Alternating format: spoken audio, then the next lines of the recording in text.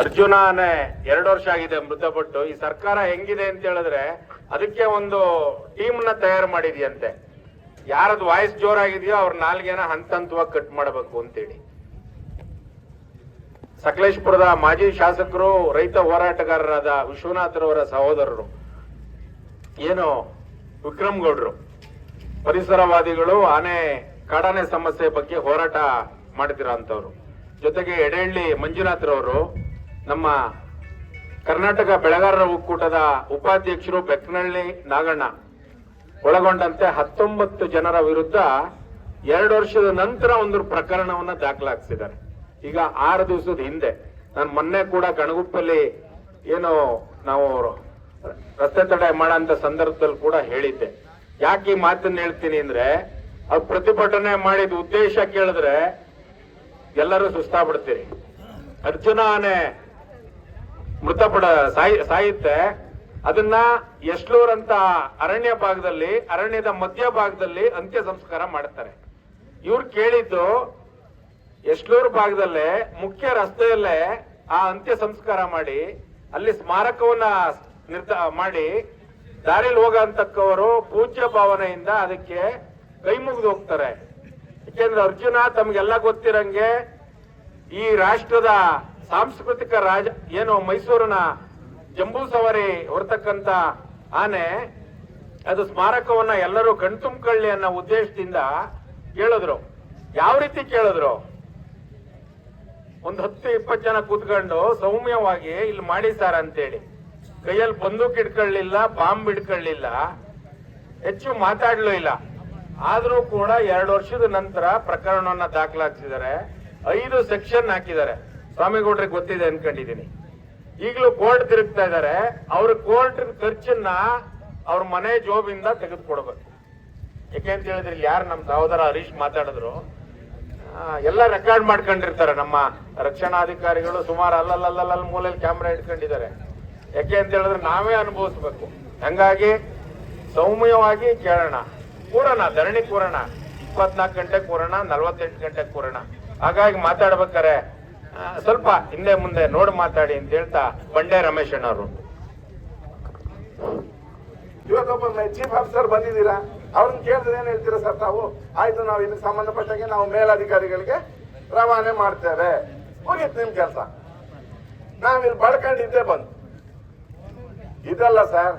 ರೈತರ ಪರವಾಗಿ ನಿಮ್ದು ಒಂದು 10 ಎಕರೆ ತೋಟ, 15 ಎಕರೆ ತೋಟ ಈ ಚೀಕ್ನಳ್ಳಿ, ಈ ಬಿಕ್ಕೋಡ್ ಹೋಬಳಿಲಿ ಇದ್ದಿದ್ರೆ ಅಥವಾ ಬೇಲೂರು ತಾಲೂಕಲ್ಲಿ ಇದ್ದಿದ್ರೆ ನಿಮಗೆ ಅನುಭವ ಆಗ್ತಿತ್ತು.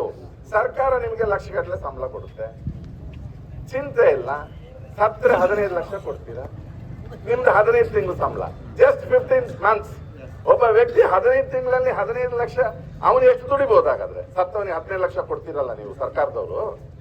ಸರ್ಕಾರಿ ನೌಕರರಿಗೆ ನೀವು ಕೊಡ್ತೀರ 1 ಲಕ್ಷ ಆಗಿ 15 ತಿಂಗಳಲ್ಲಿ 15 ಲಕ್ಷ ಬಂದಾಯ್ತು ಅವ್ರಿಗೆ.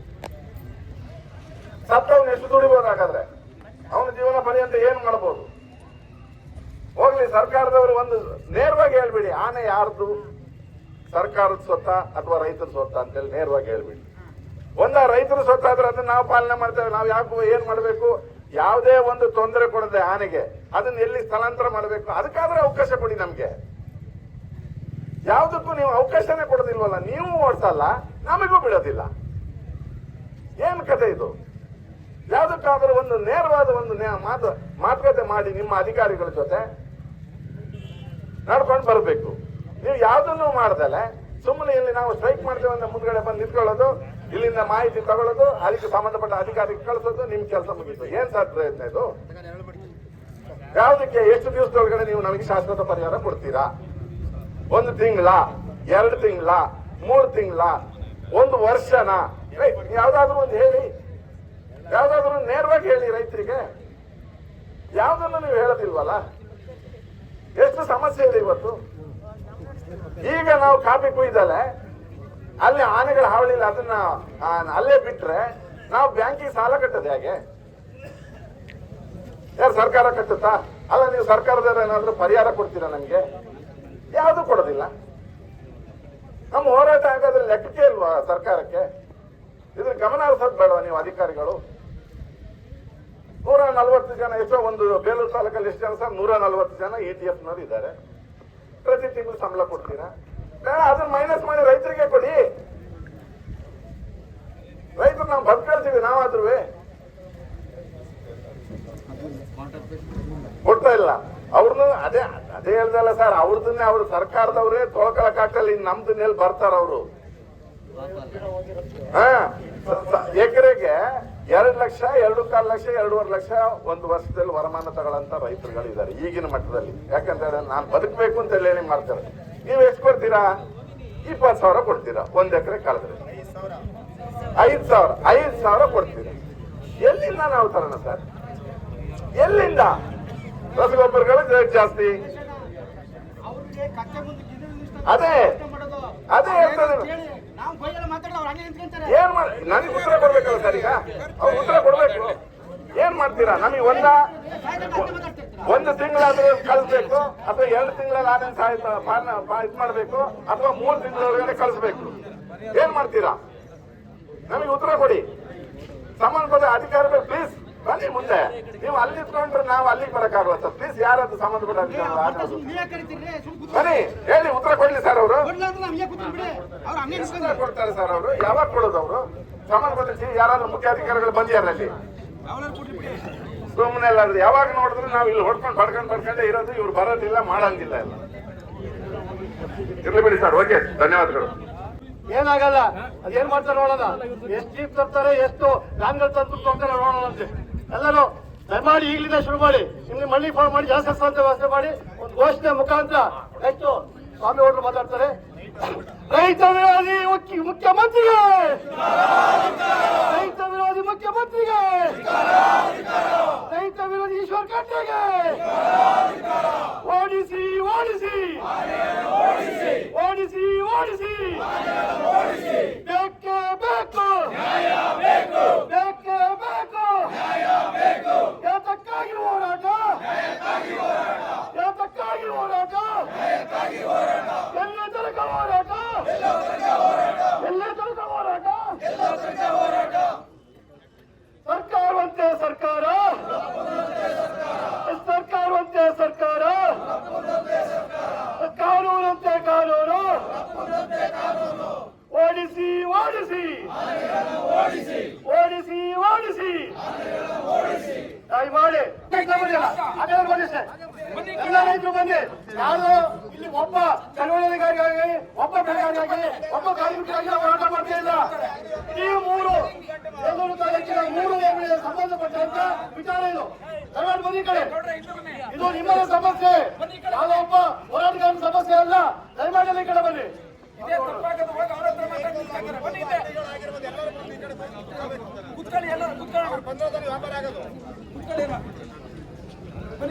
ಬಳ್ಳೂರು ಸ್ವಾಮಿಗೌಡರು, ಜಿಲ್ಲಾ ರೈತ ಸಂಘದ ಪ್ರಧಾನ ಕಾರ್ಯದರ್ಶಿಗಳು, ದಯಮಾಡಿ ಒಬ್ಬೊಬ್ರು ಯಾರ ಮಾತಾಡಬೇಡಿ. ಇನ್ನೂ ಯಾರ ಮಾತಾಡಂತವ್ರಿದ್ರೆ ಬನ್ನಿ, ದಯಮಾಡಿ.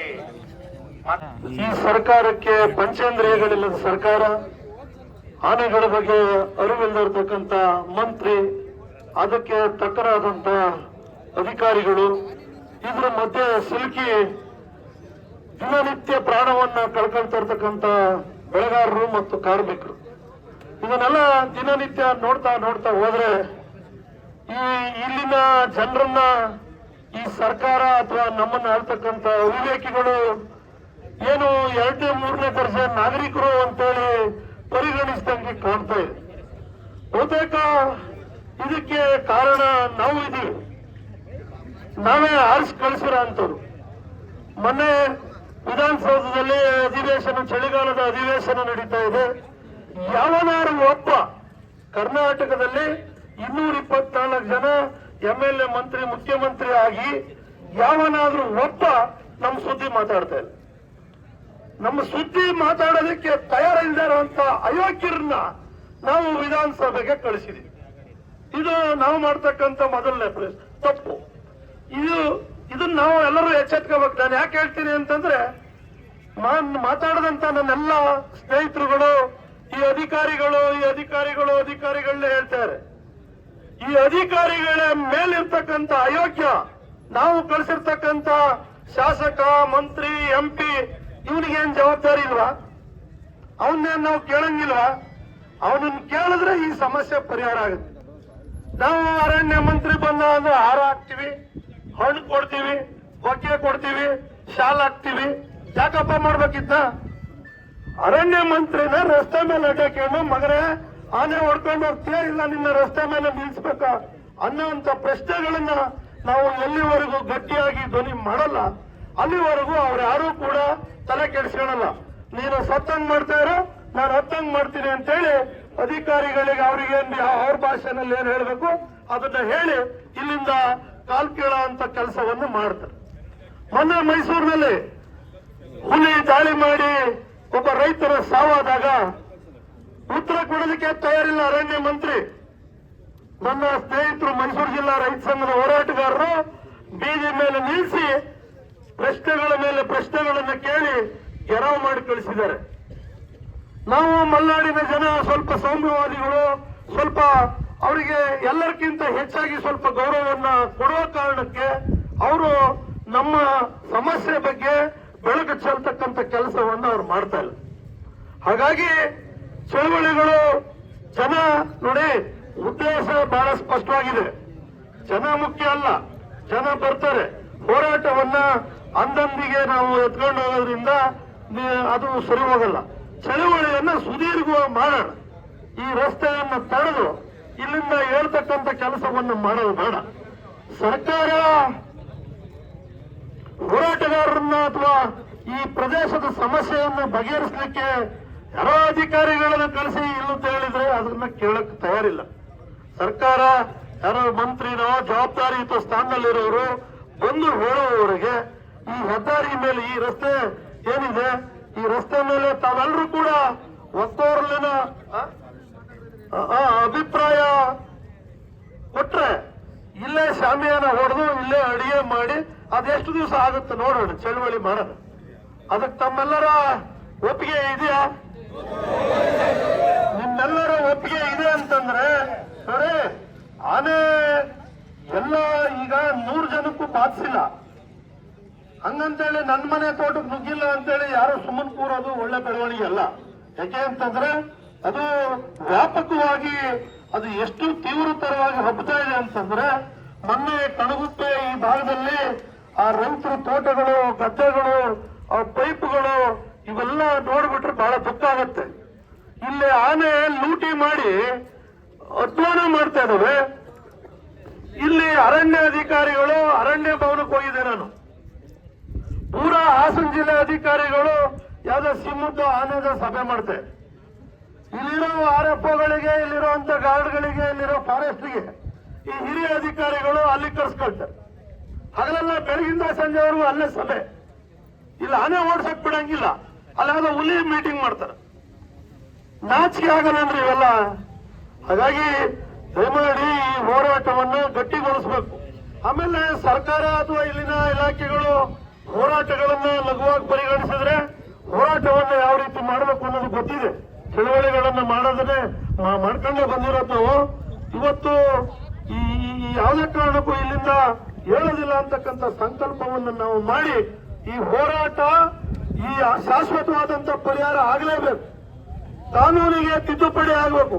ಈಗ ಇಟ್ಕೊಂಡಿರ್ತಕ್ಕಂಥ ಹಳೆಯ ಮುರುಕುಲು ಕಾನೂನನ್ನು ಇಟ್ಕೊಂಡು ಒಂದ್ ತಿಂಗಳಿಗೆ 2 ಆನೆ ಹಿಡಿತಾರಂತೆ, 100 ಜನ ಸಾಯಿಸಿರು ಮತ್ತೆ ಆನೆ ಮುಟ್ಟಲ್ಲ. ಯಾವನಾರು ಅಯೋಗ್ಯರು ಒಪ್ಕೊಳ್ಳೋಂತ ಕಾನೂನು ಏನ್ರಿ ಇದು? ಒಪ್ಕೊಳ್ಳಕ್ಕಾಗತ್ತ ಈ ಕಾನೂನನ್ನ? ಈ ಕಾನೂನನ್ನ ಗೌರವಿಸಕ್ಕಾಗತ್ತಾ? ಗಾಂಧಿ ಅವತ್ತೇ ಹೇಳಿದ್ದಾರೆ, ಕಾನೂನು ನ್ಯಾಯಬಾಹಿರವಾಗಿದ್ದರೆ ಅದನ್ನು ಮುರಿಯಿರಿ ಅಂತ. ನಾವು ಕಾನೂನನ್ನ ಮುರಿಯುವಂತ ಕೆಲಸವನ್ನ ನಾವು ಇವತ್ತು ಅಂತ ಕೆಲಸಕ್ಕೆ ನಾವು ಕೈ ಹಾಕಲೇಬೇಕಾಗುತ್ತೆ. ಹಂಗಂತೇಳಿ ನಾವೆಲ್ಲೋ ಯಾರಿಗೋ ಬೆಂಕಿ ಹಚ್ತೀವಿ, ಇನ್ನೇನೋ ಮಾಡ್ತೀವಿ ಅಂತಲ್ಲ. ಇವತ್ತು ರಸ್ತೆ ತಡೆ ಮಾಡಬೇಡ ಅಂತಿದೆ ಕಾನೂನು, ಆದ್ರೆ ರಸ್ತೆ ತಡೆಯನ್ನ ಮಾಡೇ ತೀರ್ತೀವಿ.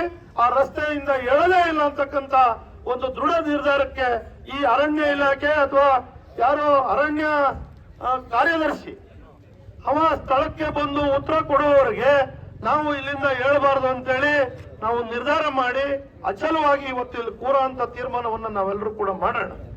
ಇವರನ್ನ ಅರಣ್ಯ ಇಲಾಖೆಯವರನ್ನ ನಾವು ಮಣಿಸಲಿಲ್ಲ ಅಂತಂದ್ರೆ, ನಾವು ಹೋರಾಟವನ್ನ ಚುರುಕುಗೊಳಿಸಿಲ್ಲ ಅಂತಂದ್ರೆ, ಇವರು ಇಲ್ಲಿಂದ ಇಲ್ಲೇನೋ ಬರ್ತಾರೆ, ಒಂದೆಂತದ ಫೈಲ್ ತಗೊಬಾರ್ದು, ಯಾರೇ ಪರಿಹಾರ ಅಂತಾರೆ. ಯಾವನಿಗೂ ಪರಿಹಾರ ಆಗ್ತಾ ಇಲ್ಲ. ಆ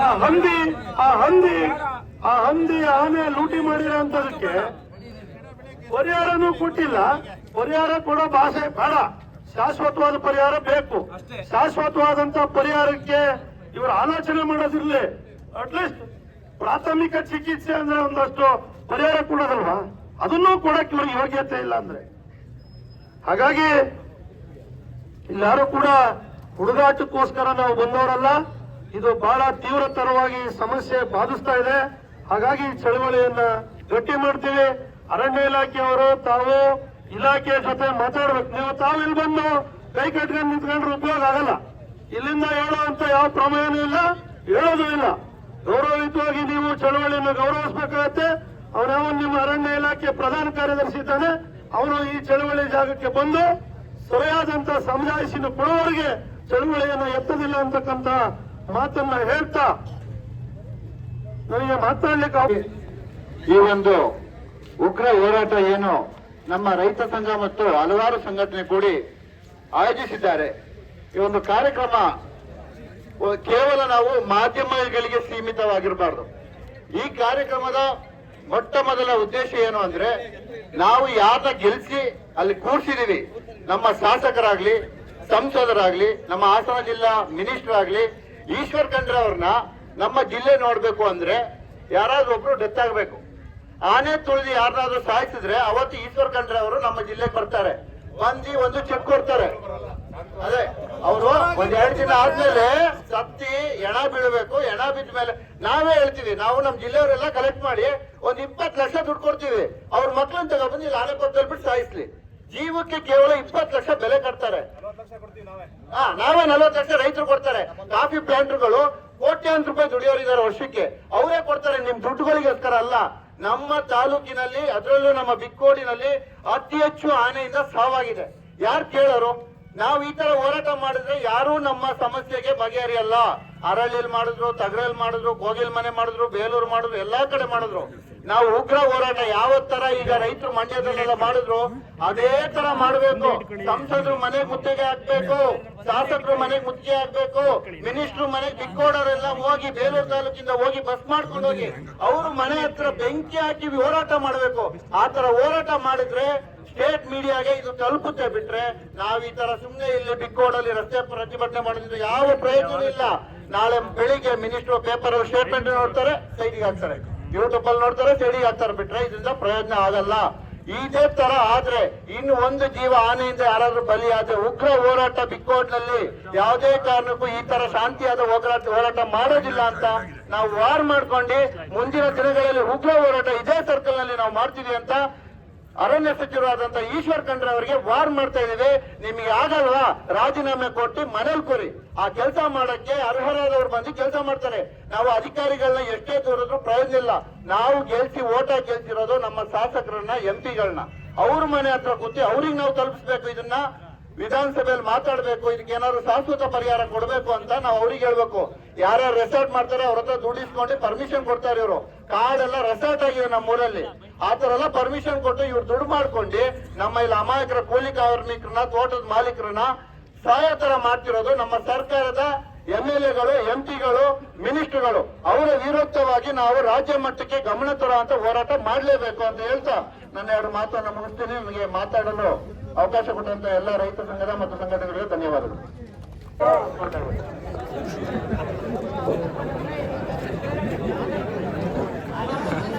ದಯಮಾಡಿ ಕೆಲವು ಮಾತುಗಳಿಗೆ ಕ್ಷಮೆ ಯಾಚಿಸ್ತಾ, ಸರ್ DO4 ಅವರು ಅರಣ್ಯ ಇಲಾಖೆಯ ಸೆಕ್ರೆಟರಿ ಅವರು, ಫಾರೆಸ್ಟ್ ಸೆಕ್ರೆಟರಿ ಬರಬೇಕು ಅಂತೇಳಿ ನಾನು ಬೆಳಗ್ಗೆ ಕೂಡ ಪೊಲೀಸ್ ಇಲಾಖೆಯವ್ರ ಬಗ್ಗೆ ನಮಗೆ ಬಹಳ ವಿಶೇಷ ಗೌರವ ಇದೆ. ದಯಮಾಡಿ ಅನ್ಯತಾ ಭಾವಿಸ್ಬೇಡಿ. ಯಾವುದೇ ರೀತಿ ಘರ್ಷಣೆ ಇಲ್ಲ. ಏನು ನಮ್ಮ ಇದರಲ್ಲಿ ಬೈಕ್ಯರಲ್ಲಿ ಕೂಡ ರಾತ್ರಿ 11 ಗಂಟೆ ಆಗಿತ್ತು. ನಮ್ಮ SP ಮೇಡಮ್ ಬಹಳ ರಿಕ್ವೆಸ್ಟ್ ಮಾಡಿದ್ರು, ತಾವು ಕೂಡ ಎಲ್ಲ ಇದ್ರಿ. ನಾನೇ ಪ್ರೊಟೆಸ್ಟ್ ಮಾಡಿ, ಸ್ವಾಮಿಗೌಡ ಪ್ರೊಟೆಸ್ಟ್ ಮಾಡಿ ಅಂದ್ರೆ ಏನು ಸ್ವಲ್ಪ ತಳ್ಳಾಟ ನೂಕಾಟ ಆಯ್ತು. ಅದ್ ಬಿಟ್ರೆ ಅಂದ್ರೆ ಜನ ಜಾಸ್ತಿ ಇರೋದ್ರಿಂದ ತೋಟದಲ್ಲಿ ಸ್ವಲ್ಪ ಮಳೆಗಾಲ ಇತ್ತು. ಆ ರೀತಿ ಹಂಗಾಗಿ ಏನು ಅನ್ಯತಾ ಭಾವಿಸ್ಬೇಡಿ. ದಯಮಾಡಿ ನಮ್ಮ ವಿನಂತಿ ಇಷ್ಟೇ, ಅರಣ್ಯ ಇಲಾಖೆಯ ಮಂತ್ರಿಗಳು ಬರಲ್ಲ, ಅವರ ಕೆಳಗಿನ ಕಾರ್ಯದರ್ಶಿ ಅವ್ರು ಬರಬೇಕು ಅಂತೇಳಿ ನಮ್ಮ ಒತ್ತಾಯ ಇದೆ. ದಯಮಾಡಿ ಸರ್. ಗೌರವಾನ್ವಿತ ಹೋರಾಟಗಾರರು ದಯಮಾಡಿ ಅಲ್ಲಿ ಯಾವುದೇ ವೆಹಿಕಲ್ ಮೂವ್ಮೆಂಟ್ ಆಗಕ್ ಬಿಡಬೇಡಿ. ನೋಡಿ, ಹೋರಾಟ ಮತ್ತೆ ದಿಕ್ಕು ತಪ್ಪದು ಹೀಗೇನೆ. ದಯವಿಟ್ಟು ಅಲ್ಲಿ ನಮ್ಮ ಬೆಳೆಗಾರರು ದಯವಂತೆ ತಿಂಗಳಲ್ಲಿ 100 ಜನ ಸತ್ರು ಆನೆ ಹಿಡಿಯಲ್ವಂತೆ. ಈ ಕಾನೂನು ಬದಲಾವಣೆ ಆಗಬೇಕು. ಈ ಕಾನೂನು ಬದಲಾವಣೆ ಆಗೋದಕ್ಕೋಸ್ಕರ ನಾವು ಕಾನೂನುಬದ್ಧವಾಗಿ ಆ ಒಂದು ಯಾವುದು ಜನವಿರೋಧಿ ಕಾನೂನನ್ನ ವಿರೋಧ ಮಾಡಿ ನಾವು ಪ್ರತಿಭಟನೆ ಮಾಡ್ತಾ ಇದೀವಿ. ಅದು ಗಾಂಧಿ ಮಾರ್ಗದಲ್ಲಿ ಗೌರವಯುತವಾಗಿ ತಾವು ಅದನ್ನ ಅರ್ಥ ಮಾಡ್ಕೋಬೇಕು. ದಿನ ಬೆಳಿಗ್ಗೆ ಬೀದಿನಲ್ಲಿ ತೋಟದೊಳಗಡೆ ಸಿಕ್ಕಿದ ಹತ್ರ ವಿಕೃತಿಯನ್ನ ಮೆರಿತಾ ಇದಾವೆ ಆನೆಗಳು. ಮನುಷ್ಯನ ಜೀವಕ್ಕೆ ಬೆಲೆ ಇಲ್ಲದ ರೀತಿ ಅವು ಸಾಯಿಸ್ತಾ ಇದಾವೆ. ಇಷ್ಟಾದ್ರೂ ಕೂಡ ನಾವು ಗೌರವಯುತವಾಗಿ ನಡ್ಕೊಳ್ತಾ ಇದ್ರೆ ಒಂದು ಇಲಾಖೆಯಾಗಿ ಇಲಾಖೆಗೆ ಜವಾಬ್ದಾರಿ ಇದೆ ಸರ್. ನೋಡಿ, ನೀವು ಅಧಿಕಾರಿಗಳಿದ್ದೀರಿ, ನೀವು ನಮ್ಮ ಮನೆಗಳಿಂದನೇ ಬಂದಿರ್ತೀರಿ. ನಾವು ನಿಮ್ಮನ್ನ ಶತ್ರುಗಳ ತರ ನೋಡ್ತಾ ಇಲ್ಲ.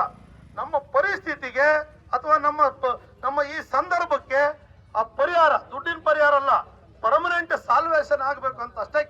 ದಿನ ಬೆಳಿಗ್ಗೆ ನಮಗೆ ಅದೇ ಕೆಲಸ ಅಲ್ಲ. ನಾವು ಕೂಡ ಬೆಳೆಗಾರರಿದ್ದೀವಿ, ರೈತರಿದ್ದೀವಿ. ಈಗ ವರ್ಷ ಎಲ್ಲ ಬೆಳೆದಿರೋ ಕಟಾವಿನ ಟೈಮು ನಿಮ್ಮ ಆನೆ ತಿಂದು ಬಿಟ್ಟಿದ್ದನ್ನು ನಾವು ತಗೊಂಡೋಗ್ಬೇಕು. ಅದನ್ನೆಲ್ಲ ಬಿಟ್ಟಿಲ್ಲ, ಐಲಾಟಕ್ಕೆ ಬಂದು ಕೂತಿಲ್ಲ ಈ ಟೈಮಲ್ಲಿ. ಅದುವೇ ವಿಷಯ ಬಹಳ ಸೀರಿಯಸ್ ಇದೆ, ವಿಷಯ ಬಹಳ ಗಂಭೀರವಾಗಿದೆ. ನಿಮ್ ಇಲಾಖೆ ಐಲಾಟ ಆಡಿದ್ರೆ ಚಳುವಳಿ ಉಗ್ರ ರೂಪ ತಗೊಳುತ್ತೆ. ಚಳುವಳಿ ಉಗ್ರ ರೂಪ ತಗೊಳ್ಳೋದಕ್ಕಿಂತ ಮೊದಲು ಅವನೇನ್ ಪ್ರಧಾನ ಕಾರ್ಯದರ್ಶಿ ಅರಣ್ಯ ಇಲಾಖೆ ಅಂತಂದ್ರೆ ಯಾರೋ ಭಗವಂತನ ಮಗ ಅಲ್ಲ, ನನ್ನಂಗೆ ಮನುಷ್ಯ, ನಿಮ್ಮಂಗೆ ಮನುಷ್ಯ. ಇಲ್ಲಿ ಜನ ಚಳವಳಿ ನಡೀತಾ ಇದೆ ಅಂದ್ರೆ ಇದೇ ಜನರು ಕೊಟ್ಟಿರ್ತಕ್ಕಂಥ ಭಿಕ್ಷೆ. ಕಾರು ಕೊಟ್ಟಿರೋದು ನಮ್ದೆ, ಬಟ್ಟೆ ಕೊಟ್ಟಿರೋದು ನಮ್ದೆ, ಅವನಿಗೆ ಎಂತದೋ ಗೆಸ್ಟ್ ಹೌಸ್ ಕೊಟ್ಟಿದೀವಲ್ಲ ಅದು ನಮ್ದೆ. ಮರ್ಯಾದೆಗೆ ಬರಬೇಕು. ನಮ್ಮ ಸಂಬಳ ತಗೊಳ್ಳೋನು ನಮ್ಮ ಕೂಲಿ, ನಾವೇ ಮಾಲೀಕರು. ಈ ದೇಶದ ಮಾಲೀಕರು ಯಾರು ಅಂತಂದ್ರೆ ರೈತರು. ನಮ್ಮ ಶ್ರಮ, ನಮ್ಮ ಬೆವರು ಮತ್ತು ಶ್ರಮ, ನಾವು ಮೋಡ ಮತ್ತೆ ಮಣ್ಣಿನ ಜೊತೆ ಜೂಜಾಟ ಆಡಿ ಸಂಪಾದನೆ ಮಾಡಿದ್ದನ್ನ ಪಗಾರ ರೂಪದಲ್ಲಿ ಕೊಡ್ತೀವಿ ನಿಮಗೆ. ಚಳವಳಿ ಮಾಡ್ತೀವಿ ಅಂತ ಹೇಳಿಲ್ವ ಅವರು? ಚಳವಳಿ ಮಾಡಿಲ್ವ ಅಂತ ತಿಳಿಸಿಲ್ವಾ? ತಿಳಿಸಿದ್ರು ಅವನಿಗೆ ಗಂಭೀರತೆ ಇಲ್ಲ ಅಂತಂದ್ರೆ ಸೋಗಲಾಡಿತನ, ಸೋಮಾರಿತನಕ್ಕೆಲ್ಲ ಗೌರವ ಕೊಡಲ್ಲ. ದಯಮಾಡಿ ನೀವು ಈಗ ಪ್ರಧಾನ ಕಾರ್ಯದರ್ಶಿ ಬರಬೇಕು. ಬರಲಿಲ್ಲ ಅಂತಂದ್ರೆ ನೋಡಿ ಸರ್, ಪೊಲೀಸ್ ಇಲಾಖೆಯವರಿಗೆ ನೀವು ಅನ್ಯತಾ ಭಾವಿಸ್ಬೇಡಿ. ನಾವಿಲ್ಲಿ ಶಾಮಾನ ಹೊಡೆಯವರಿದ್ದೀವಿ, ಈ ಚಳವಳಿ ಮುಂದುವರಿಸೋರಿದ್ದೀವಿ. ನಿಮಗೆ ಇಲಾಖೆಗೆ ಏನು ಬೇರೆ ಮಾರ್ಗಗಳಿದ್ರೆ ನೀವು ವೆಹಿಕಲ್ ಅನ್ನು ಡೈವರ್ಟ್ ಮಾಡ್ಬೋದು. ನಾವು ಅವ್ರಿಗೆ ತೊಂದರೆ ಕೊಡ್ಬೇಕು ಅಂತಲ್ಲ, ಅವರು ನಮ್ಮವರೇ ಜನ, ಅವ್ರಿಗೆ ತೊಂದರೆ ಕೊಡ್ಬೇಕು ಅಂತಲ್ಲ. ನಮ್ಮ ಜನರ ಪ್ರಾಣ ಮಾನ ಗೌರವ ಉಳಿಬೇಕಲ್ಲ, ನಮ್ಮ ಬೆಳೆಗಳು ಉಳಿಸ್ಕೋಬೇಕಲ್ಲ. ಏನ್ ಮಾಡ್ಬೇಕು? ದಿನ ಬೆಳಿಗ್ಗೆ ನೀವು ಹೇಳಿದ್ ಕೇಳ್ಕೊಂಡು ನಾವು ಇಲ್ಲಿಂದ ಟೆಂಟ್ ಕಿತ್ಕೊಂಡು ಹೋಗೋದಾ? ಅದೇ ಕೆಲಸನ ನಮಗೆ? ಅದಾಗಲ್ಲ. ಗಂಭೀರವಾಗಿದೆ ಚಳವಳಿ, ಗಂಭೀರವಾಗಿ ಆಗುತ್ತೆ. ನೀವು ಇವಾಗ ಹೇಳಿ, ಕರೆಸ್ತೀರೋ ಏನ್ ಮಾಡ್ತೀರೋ ಹೇಳಿ ತಾಳಿ.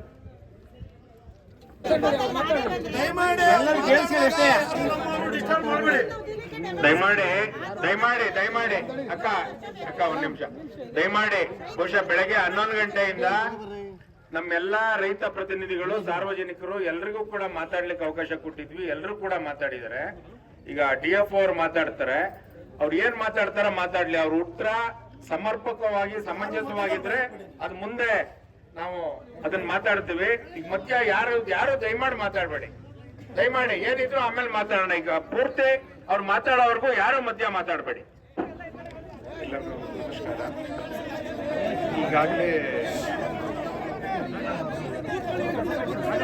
ಈಗಾಗಲೇ ತಾವೆಲ್ಲರೂ ಹೈಲೈಟ್ ಮಾಡಿದ್ದೀರಾ. ಇಲ್ಲೇನೆ ಸುಮಾರು ಸಲ ನಾವು ಡಿಸ್ಕಷನ್ ಮಾಡಿದ್ದೀವಿ, ಕೆಲವೊಂದು ಮೀಟಿಂಗು ಆಗಿದೆ. ಆಮೇಲೆ ನಮ್ಮ ಅರಣ್ಯ ಮಂತ್ರಿನೂ ಬಂದಿದ್ರು ಇಲ್ಲೇ ಬೇಲೂರಿಗೆ. ಅವ್ರನ್ನೂ ಬೇರೆ ಏನು ಕ್ರಮ ತಗೋಬೇಕಾಗಿದೆ ಅದು ಮಾಡಿದ್ರು. ಅದರ ನಂತರ ಜನವರಿ ತಿಂಗಳಲ್ಲಿ ಅಲ್ಲಿ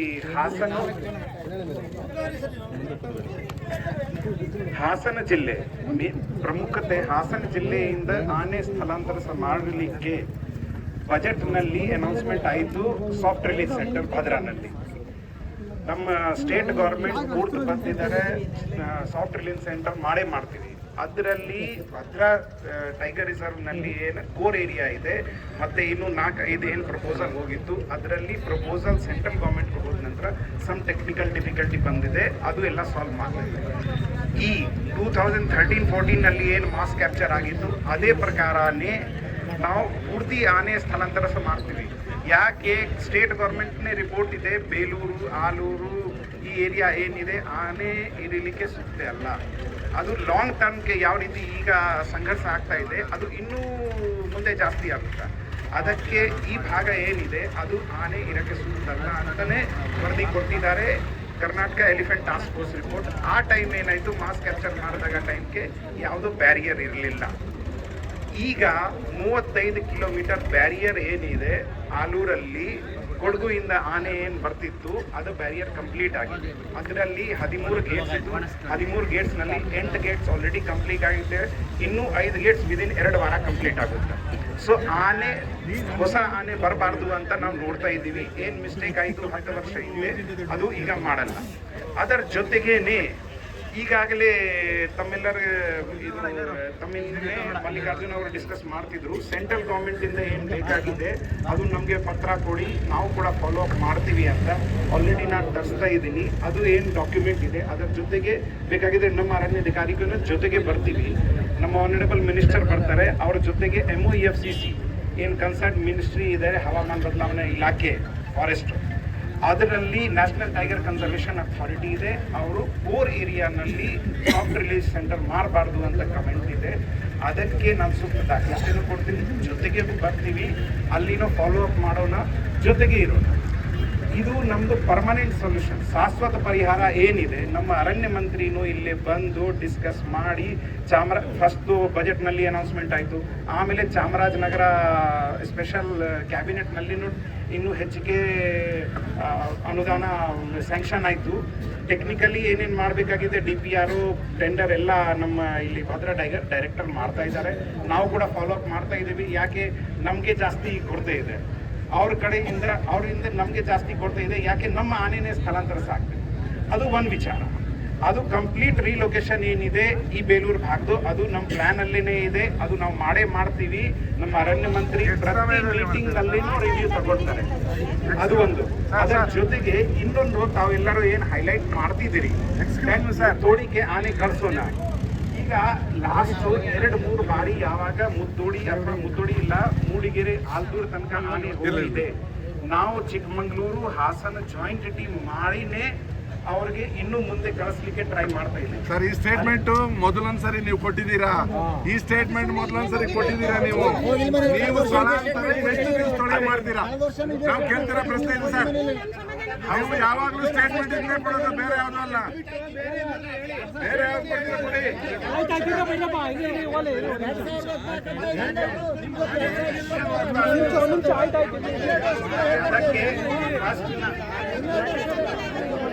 ಅದಕ್ಕೆ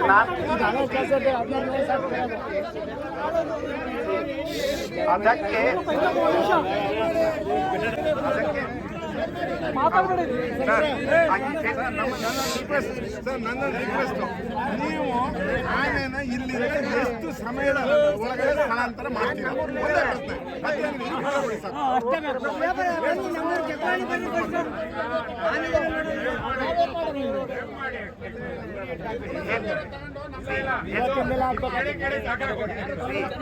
ಅದಕ್ಕೆ ನಾನು ಶಾಶ್ವತ ಪರಿಹಾರ ನೋಡಿ ಸರ್, ದಯಮಾಡಿ ನಮ್ಮ ಹೋರಾಟಗಾರರು ಸ್ವಲ್ಪ ದಯವಿಟ್ಟು ನೋಡಿ ಸರ್. ನೀವು ಬಜೆಟ್ ಅಲ್ಲೇ ಹಣ ಇಟ್ಟಿರೋದು, ಹಣ ತರೋದು, ನೀವು ಬೇರೆ ಬ್ಯಾರಿಕೇಡ್ ಹಾಕೋದು ಅದೆಲ್ಲ ಒಂದಿನಕ್ಕಾಗಲ್ಲ. ನಮ್ಮ ಇವತ್ತಿನ ಬೇಡಿಕೆ ಪ್ರೆಸೆಂಟ್ ಇಲ್ಲಿಂದ ಈಗ ಕೋಟೆಗಳು ಖಾಲಿ ಆಗೋದಕ್ಕಿಂತ ಮೊದಲು ಆನೆಗಳು ಮುಂದೆ ಎಲ್ಲಿಗಾರು ಓಡಿಸಿ ನಾವು ಯಾವ ಜಾಗ ನಾವು ಸೂಚಿಸಲ್ಲ. ನಿಮಗೆ ಯಾವ್ದಂತ ಇಲಾಖೆ ಇದೆ, ಆನೆ ನಮ್ಮ ಮೋನಣ್ಣ ಹೇಳ್ದಂಗೆ ಈಗ ಆನೆ ನಿಮ್ಮವು ಅಂತ ಆನೆ ನಿಮ್ದೇ ತಾನೆ, ನೀವೇ ಕಾಲರ್ ಹಾಕ್ಬಿಟ್ಟು ಇದನ್ನ ಹಾಕ್ಬಿಟ್ಟಿದ್ದೀರಿ. ಆನೆಗಳನ್ನ ಈಗ ಇಲ್ಲಿದಾವೆ, ನಿಮಗೂ ಗೊತ್ತಿದೆಯಲ್ಲ ಸರ್, ಎಲ್ಲರಿಗೂ ಗೊತ್ತಿದೆ ಅಲ್ವಾ? ಗೊತ್ತಿದೆ ಅಂತ ಅಂದಮೇಲೆ ನೀವು ಈಗ ಬೇಲೂರು ತಾಲೂಕಿಂದ ಕರ್ಕೊಂಡು ಹೋಗ್ಬೇಕು, ಆಯ್ತಾ? ಅದಕ್ಕೆ ಬೇಕಾದ್ರೆ 4 ದಿವಸ ತಾಂತಿರೋ 5 ದಿವಸ ತಾಂತಿರೋ ತಾಳಿ ಏನ್ ಮಾಡಕ್ಕಾಗಲ್ಲ. ನೀವು ನಮ್ಮಂಗೆ ಮನುಷ್ಯರು. ನೀವು ಆನೆ ಕಾರ್ಯಾಚರಣೆ ಅದು 1 ಹಿಡ್ಕೊಂತೀನಿ, 2 ಹಿಡ್ಕೊಂತೀನಿ, ಆಮೇಲೆ ಮತ್ತೇನೋ ಇನ್ನೊಂದು ಮಾಡ್ತೀನಿ. ದಯಮಾಡಿ ಸುಂದರಪ್ಪ, ನೋಡಿ ದಯಮಾಡಿ ನಿಮ್ಮ ಸಮಸ್ಯೆನೇ ಮಾತಾಡ್ತಿರೋದು ನಾವು ಸ್ವಲ್ಪ ತಡೀರಿ. ನೋಡಿ ಸರ್, ನೀವು 1, 2 ಹಿಡಿತೀವಿ ಅಂದ್ರೆ ನಾವು ಅದಕ್ಕೆ ಒಪ್ಕೊಳ್ಳಕ್ ತಯಾರಿಲ್ಲ. ಆಮೇಲೆ ಪ್ರತಿ ಸಾರಿ ಹೋರಾಟ ಮಾಡಿದಾಗ್ಲೂ ಒಂದು ಕಾರ್ಯಾಚರಣೆ ಮಾಡ್ತೀವಿ. ಮತ್ತೆ ಅದೊಂದು ವಾರಕ್ಕೆ ನಾವು ತಪ್ಪಿದೆ ನಮ್ದು, ನಾವು ನಿಮ್ಮ ಹಿಂದೆ ಬೀಳೋದಿಲ್ಲ, ಒಂದ್ಸರಿ ಏನೋ ಮಾಡ್ತಿದ್ದಾರೆ ಅಂತ ಗೌರವ ಕೊಡ್ತೀವಿ, ಅದಕ್ಕೆ ನೀವು ರೆಸ್ಪಾನ್ಸ್ ಸರಿ ಮಾಡಲ್ಲ. ಈಗ ನಾವು ಹೇಳ್ತೀವಿ, ನೀವು ಯಾವತ್ತಿಂದ ಆನೆ ಓಡಿಸ್ತಿರೋ ಹಿಡಿತಿರೋ ನಂಗೆ ಗೊತ್ತಿಲ್ಲ. ಆನೆ ನಮ್ಮ ಬೇಲೂರು ತಾಲೂಕಲ್ಲಿ ಇರಬಾರ್ದು. ಈ ಪ್ರದೇಶದಲ್ಲಂತೂ ಜನರ ಪರಿಸ್ಥಿತಿ ನೋಡಿ, ಅವರು ನಾನು ಜೋರ್ ಮಾಡ್ತೀನಿ ತಡ್ರಪ್ಪ ಮಾತಾಡ್ತಿದೀವಿ ಅಂತ, ಅವ್ರು ನೋವು 2.5 ಎಕರೆ ಗದ್ದೆ ಭತ್ತ ಬೆಳಿಬೇಕಾದ್ರೆ ಅದ್ರ ಕಾಸ್ಟ್ ಆಫ್ ಕಲ್ಟಿವೇಶನ್ ಏನು, ಅದ್ರ ಅವನ ಪರಿಸ್ಥಿತಿ ಏನಾಗ್ಬೇಕು?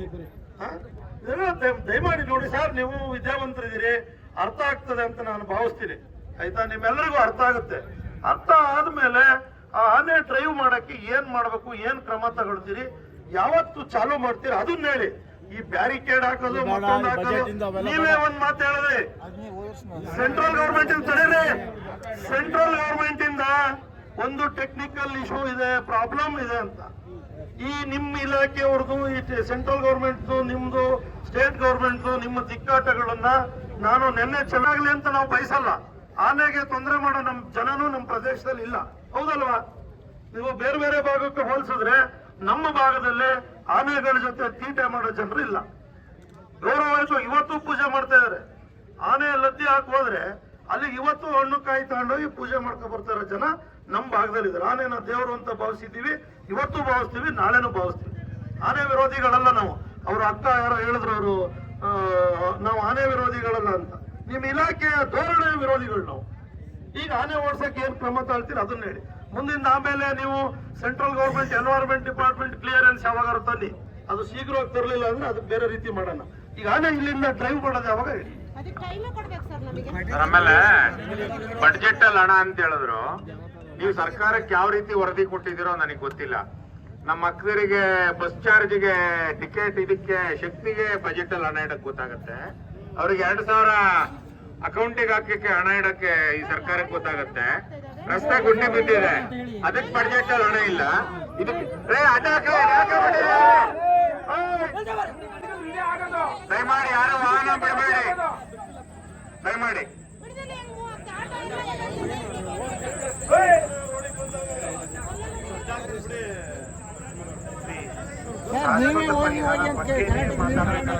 ಅದಕ್ಕೆ ನಾನು ಫಸ್ಟ್ ಅದೇ ಮಾತಾಡಿದ್ದೀನಿ, ಅದರ ಬಿಟ್ಟು ಏನು ಮಾತಾಡೇ ಇಲ್ಲ.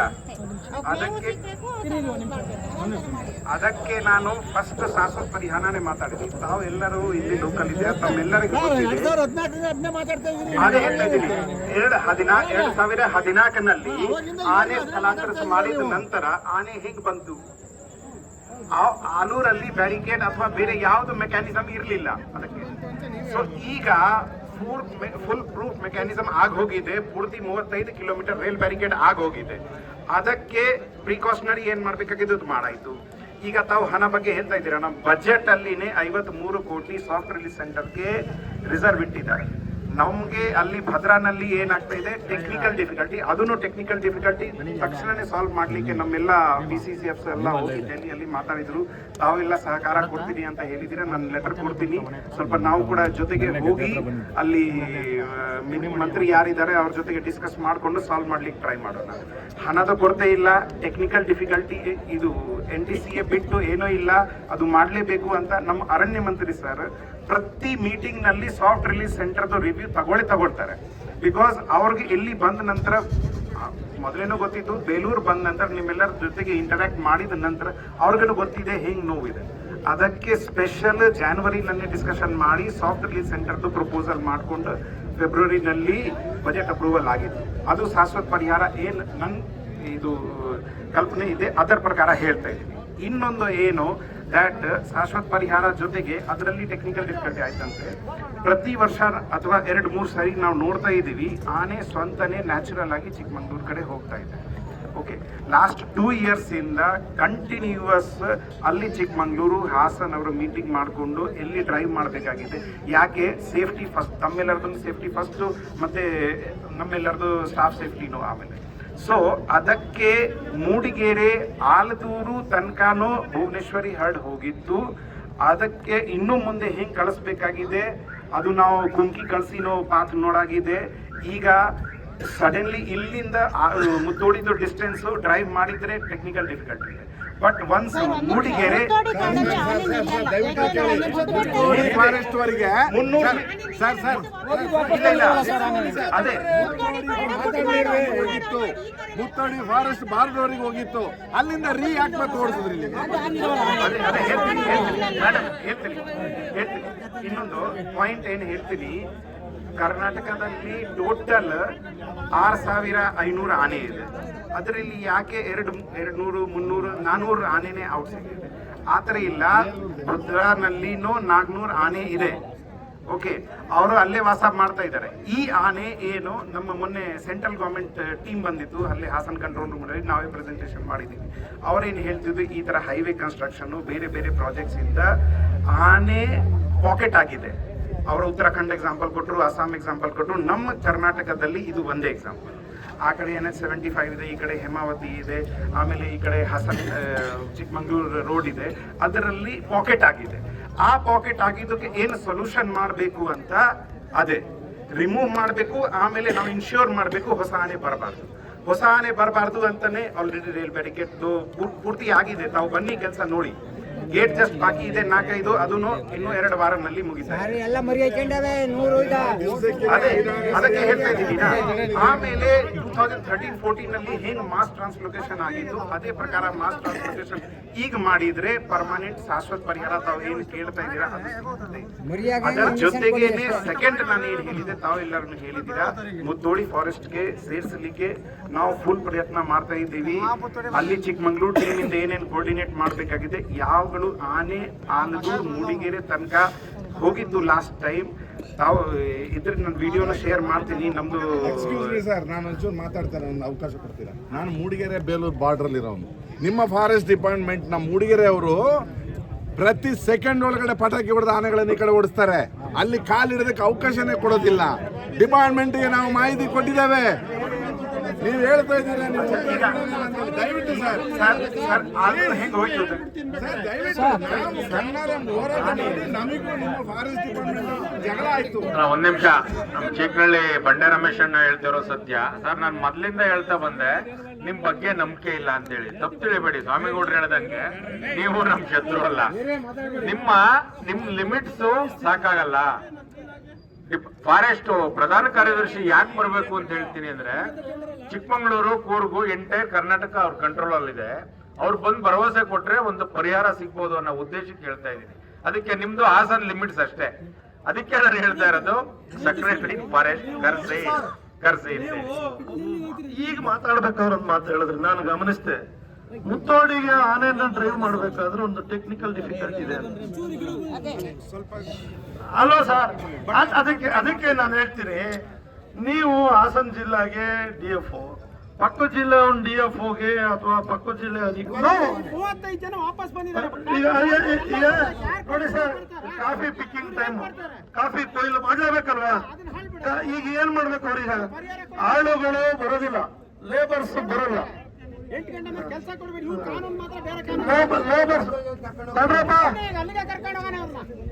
ಯಾರು ಕೂಡ ಈಗ ಇದಕ್ಕೆ ಒಪ್ಕೊಳ್ಳಲ್ಲ. ನಾವು ಇಲ್ಲೇ ಕೂತಿರ್ತೀವಿ, ರಸ್ತೆ ಮೇಲೆ ಕೂತಿರ್ತೀವಿ. ದಯಮಾಡಿ ನಿಮ್ಮ ಕರೆಸಿ ಅವ್ರಿಗೆ ಮಾತಾಡಿ, ನೀವು ಮಾತಾಡ್ತೀವಿ. ಆನೆ ಸ್ಥಳಾಂತರ ಮಾಡಿದ ಸರ್ಕಾರಕ್ಕೆ ಬೇಕೇ ಬೇಕು, ಬೇಕೇ ಬೇಕು. ಸರ್ಕಾರವಂತೆ ಸರ್ಕಾರ,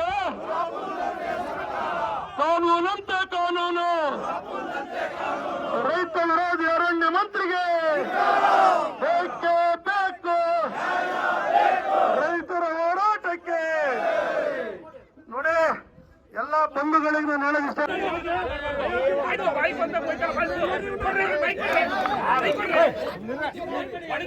ನೀವು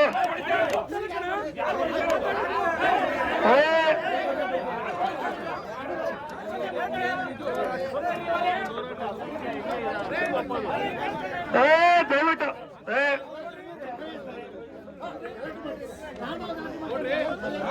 ಏನಂತೆ ಅಧಿಕಾರಿಗಳು ಬಾಯಿಗೆ ಬಂದಂಗೆ ಬೈತಾ ಇದೆ. ಕಾಳಗಳಪ್ಪ ಅಂದ್ರೆ ನಮ್ ಕಡೆ ಜಗಳಕ್ಕೆ ಬರ್ತಾರೆ. ಬಂದ್ಬಿಟ್ಟಿದ್ದಾರೆ ನೋಡ್ರಪ್ಪ, ದಯಮಾಡಿ ಕೇಳ್ರಲ್ಲಿ, ಯಾವ ಅಧಿಕಾರಿಗೂ ಅವಾಚ್ಯ ಶಬ್ದದಲ್ಲಿ ಮಾತಾಡಿದ್ರೆ ಪರಿಹಾರ ಆಗಲ್ಲ. ಚಳವಳಿಗಾರರು ನಿಮಗೆ ಸ್ವಲ್ಪ ಗಂಭೀರತೆ ಇಲ್ಲದೆ ಹೋದ್ರೆ, ನೀವು ಗೌರವಯುತವಾಗಿ ನಡ್ಕೊಳ್ಳೋದನ್ನ ಕಲ್ತ್ಕೊಳ್ಳದೆ ಹೋದ್ರೆ, ಯಾರೋ ಅಧಿಕಾರಿಗೆ ನೀವು ಅಸಂಬದ್ಧವಾದಂತ ಪದ ಬಳಸಿದ್ರೆ ಅದು ಒಳ್ಳೆ ಬೆಳವಣಿಗೆ ಅಲ್ಲ. ಅದು ಚಳವಳಿಗಾರರಿಗೆ ಗೌರವ ತರಲ್ಲ. ಗೌರವಯುತವಾಗಿ ನಡ್ಕೋಬೇಕಾಗತ್ತೆ.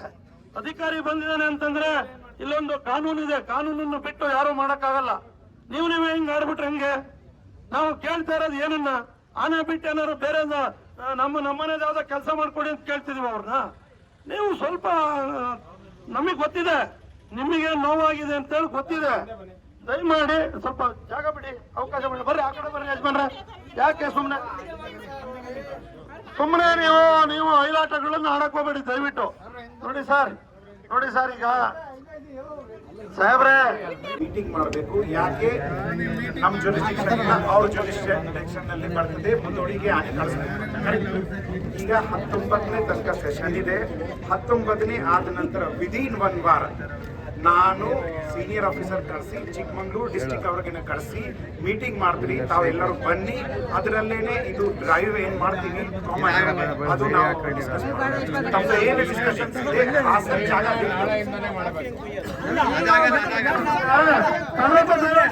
ಅವ್ರೇನ್ ಹೇಳ್ತಾರೆ ಅಂತಂದ್ರೆ 19ನೇ ತಾರೀಕುವರೆಗೆ ನೋಡ್ರಿ ಮೀಟಿಂಗ್ ಮಾಡಿ ಸೋತಿದ್ವಿ. ನಮಗೂ ಮೀಟಿಂಗ್ ಸಮಸ್ಯೆ ಕೂಡ 19ನೇ ತಾರೀಕು ಯಾವುದೋ ವಿಧಾನಸಭೆ ಅಧಿವೇಶನ ಮುಕ್ತಾಯ ಆಗುತ್ತೆ. ಅದಾದ್ಮೇಲೆ 1 ವಾರ ಬಿಟ್ಟು ಮೀಟಿಂಗ್ ಕರಿತೀವಿ ಅಂತ ಇದ್ರೆ, ಮೀಟಿಂಗ್ ನೋಡಿ ಸರ್, ಅಲ್ಲಿಗೆ 15 ದಿವಸ ಮುಗಿದೋತಿಲ್ಲಿ ಹಣ್ಣು ಕೊಯ್ಲು ಮಾಡ್ಬೇಕು, ಕಟಾವು ಮಾಡ್ಬೇಕು. ಅದು ಸಾಧ್ಯವಿಲ್ಲದ ಮಾತು. ನಾಳೆಯಿಂದನೇ ಆನೆ ಕಾರ್ಯಾಚರಣೆ ಮಾಡ್ತೀವಿ ಅಂದ್ರೆ ಚಳವಳಿ ಕೈ ಬಿಡ್ತೀವಿ.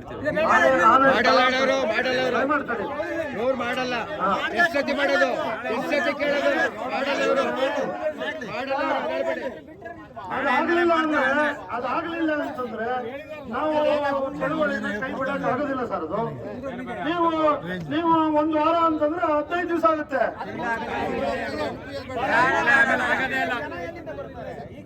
ನಾಳಿಂದಲೇ ಮಾಡ್ತೀವಿ ಅಂದ್ರೆ ಇವ್ರ ಕೈಲಿ ಏನಾಗುತ್ತೆ ಅಂತ ಕೇಳಿ. ಆಗ್ಲಿಲ್ಲ ಅಂದ್ರೆ ಅವ್ರು ಬರ ಕೇಳಿ. ಇಲ್ಲ ಆಗಲ್ಲ ಅಂದ್ರೆ ನೀವು ಸಹ ದಯಮಾಡಿ ಹೋಗ್ಬಿಡಿ. ನಾವು ಆನೆ ಓಡಿಸ್ತೀವಿ. ಆನೆ ಓಡಿಸಕ್ಕೆ ಅರ್ಜಿ ಮಾಡಬಾರ್ದು ಅಷ್ಟೇ, ಬೇರೆ ಆನೆ ನಾವು ರೈತರು ಓಡಿಸ್ತೀವಿ. ಆಗಲ್ಲಲ್ವಾ?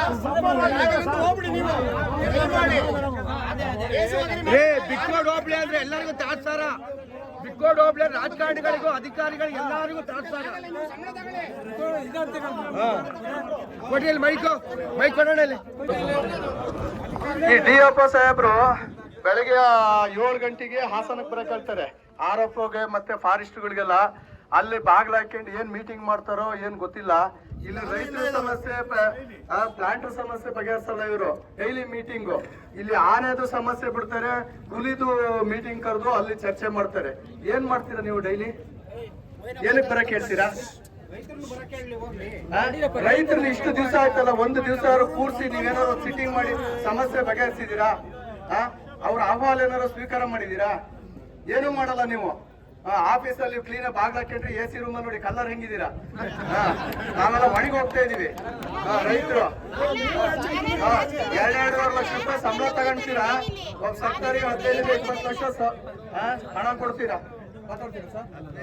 ಈಗ ಹೇಳಿ ಸರ್. ಈಗ ನೋಡಿ ಸರ್, ಯಾರು ಕೂಡ ನೋಡಿ ನಮ್ಮ ಬೆಳೆಗಾರರು ಕಾಫಿ ಕಟಾವು ಮಾಡೋ ಅಂತ ಸಂದರ್ಭ, ನಾನು ಮತ್ತೆ ಅಂತ ಹೇಳಕ್ ಆಗಲ್ಲ.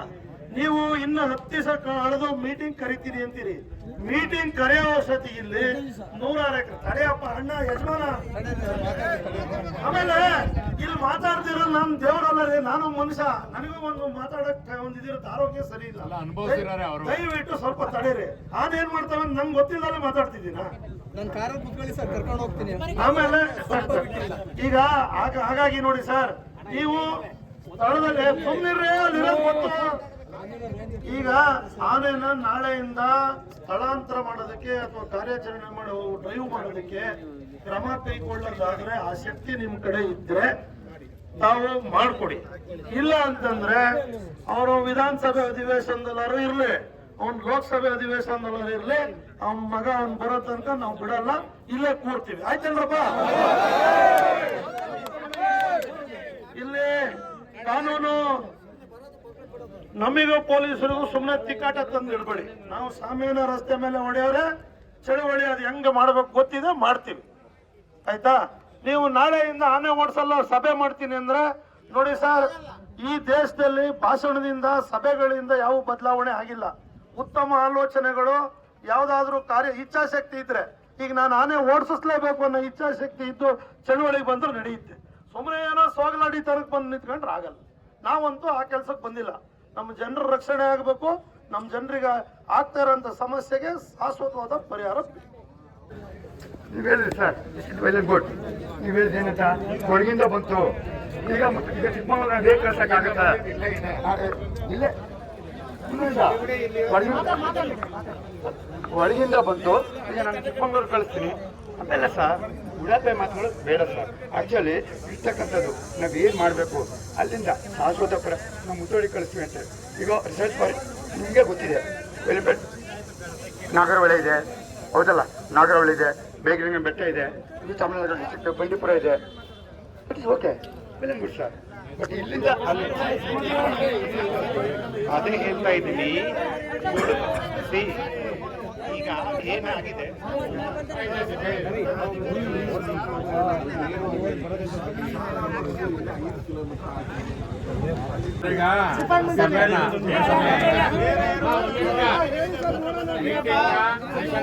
ಮಾಡ್ಲಿ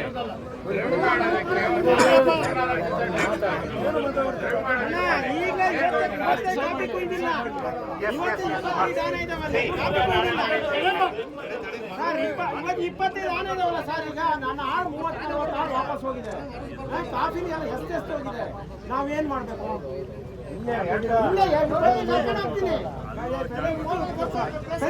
ಡ್ರೈವಿಂಗ್ ಅದನ್ನು ಹೊಡೆದಾಕಿದ್ದಾರೆ. ಏನ್ ಮಾಡ್ಬೇಕು? ಕಾಮನ್ ಡ್ರೈವಿಂಗ್ ಏನು ಮಾತಾಡಿದ್ದೀವಿ ನಾವು ಚಿಕ್ಕಮಂಗ್ಳೂರು ಮತ್ತು ಹಾಸನ ಸೇರಿ, ಅದು ನಾವು ಆ ಮೀಟಿಂಗ್ ಆದ ನಂತರ ಮಾಡ್ತೀವಿ. ಇಮಿಡಿಯೇಟ್ ಡ್ರೈವಿಂಗ್ ಏನಿದೆ ಇಲ್ಲಿಂದ ಅದು ನಾಳೆಯಿಂದನೇ ಮಾಡ್ತೀವಿ.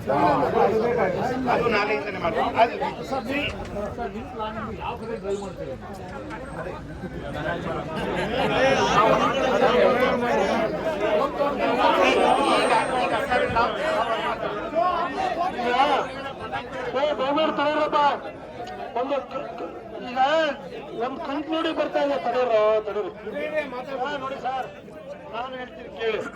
ನೀವು ಉಸ್ಕೂರಿಂದ ತಂದು ಬಿಕೋಡಿ ಬಿಡೋದು, ಬಿಕೋಡಿದ ತಾಣ ಮತ್ತವರ ಕೊಡೋದು ಆಗಲ್ಲ. ಆಯ್ತಾ? ನಾಳೆಯಿಂದ ಬೇಲೂರು ತಾಲೂಕಿಂದ ಮೂವ್ಮೆಂಟ್ ಆಗೋದು, ಅದು ಸರಿ ಆಗಲ್ಲ. ನಮ್ಗೆ ಗೊತ್ತಿದೆ, ನಮ್ಮೆಲ್ಲರಿಗೆ ಗೊತ್ತಿದೆ. ಓಕೆ,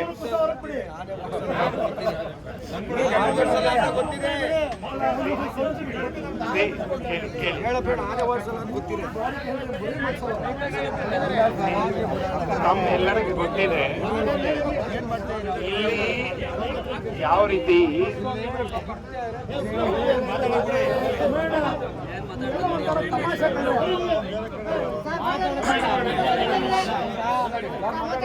ಈಗ ತಮ್ಮೆಲ್ಲರಿಗೂ ಗೊತ್ತಿದೆ, ಬೇರೆ ಡಿಸ್ಟ್ರಿಕ್ಟ್ ಪ್ರಕಾರ ಯಾವ ಒಂದು ಕಡೆ ಫಾರೆಸ್ಟು, ಯಾವ ಒಂದು ಕಡೆ ಸಮಸ್ಯೆ ಇಲ್ಲಿ ಇಲ್ಲ. ಇಲ್ಲಿ ಏನಿದೆ ಎಲ್ಲ ಕಾಫಿ ತೋಟದಲ್ಲಿ ಈಗ ನಾನು ರೂಟ್ ಅನೌನ್ಸ್ ಮಾಡಿದರೆ ಯಾವ ರೂಟಿಂದ ಹೋಗ್ತದೆ, ಆಮೇಲೆ ಬೇರೆ. ಸೊ ನಾವು ಸೈಂಟಿಫಿಕ್ ಆಗಿ ಡಿಸ್ಕಸ್ ಮಾಡಿಕೊಂಡು ಅದೇ ರೂಟ್ ಏನಿದೆ ಅದರ ಪ್ರಕಾರ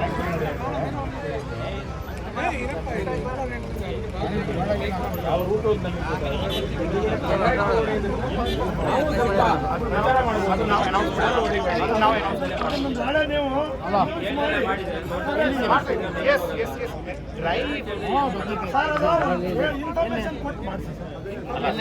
ಎಲ್ಲ ಇನ್ಫಾರ್ಮೇಶನ್ ಎಲ್ಲರಿಗೂ ಹೇಳೇ ಮಾಡೋದು. ಹಂಗೆ ಮಾಡಕ್ ಹೋಗಲ್ಲ. ಜನ ಕೆಲಸ ಮಾಡ್ತಿರ್ತಾರೆ.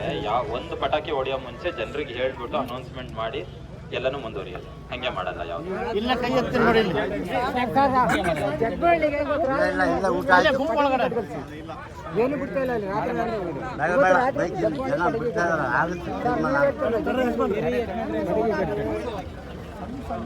ನಾನಿಲ್ಲ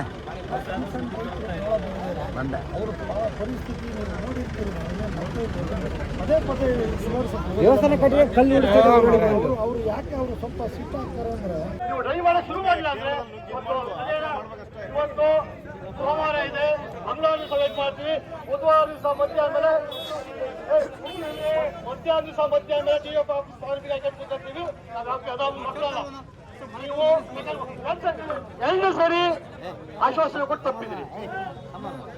ಬಂದಲ್ಲಿ 3 ವರ್ಷ ಮುಂದೆ ಮತ್ತೆ ನಮ್ಮ ಕೈಮಳಲು ಕೊಟ್ಟಿದ್ರು, ಅದು ರೈಟಿಂಗ್ ಬರ್ಕೊಂಡು ಅದು ಇಟ್ಕೊಂಡಿದ್ದೀರಿ. ನೀವೇನು ಡಿಎಫ್ ಎಸಿಎಫ್ ಬರ್ಕೊಟ್ಟಿದ್ದಿಲ್ಲ, ನಾನು ಇಟ್ಕೊಂಡಿದ್ದೀರಿ, ಎಲ್ಲ ದಾಖಲಾತಿ ಇಟ್ಟ ಮಾತಾಡ್ತೀರಿ. ಹಂಗೆ ಹಾಕಬಾರ್ದು ಅಂದ್ರೆ ನೀವು ಮಾತು ಕೊಡಿ ಅಲ್ವಾ? ಒಬ್ಬನೇ ಇಲ್ಲ ಇಲ್ಲ ಹಳತ್ತ ಮಾಡಿ ಮುಂದೆ ನಮ್ಮ ಚಳವಳಿ ಮುಂದುವರಿಸ್ಕೊತೀವಿ. ಸುಮ್ಮನೆ ಚಳುವಳಿನ ಹತ್ತಿಕ್ಕಲಾಗಿ ನೀವೇನಾದ್ರು ಭಾಷೆ ಇದು ಮಾತು ಕೊಟ್ರೆ ಬುಧವಾರ ದಿವಸ ಮಧ್ಯಾಹ್ನ ನಿಮ್ಮ ಡಿಎಫ್ ಆಫೀಸ್ಗೆ ಹಾಕಿಕೊಳ್ಳೋದಂತೂ ಸಹಜ. ಇದು ಮೊದಲ 2 ಮಾತಲ್ಲಿಲ್ಲ.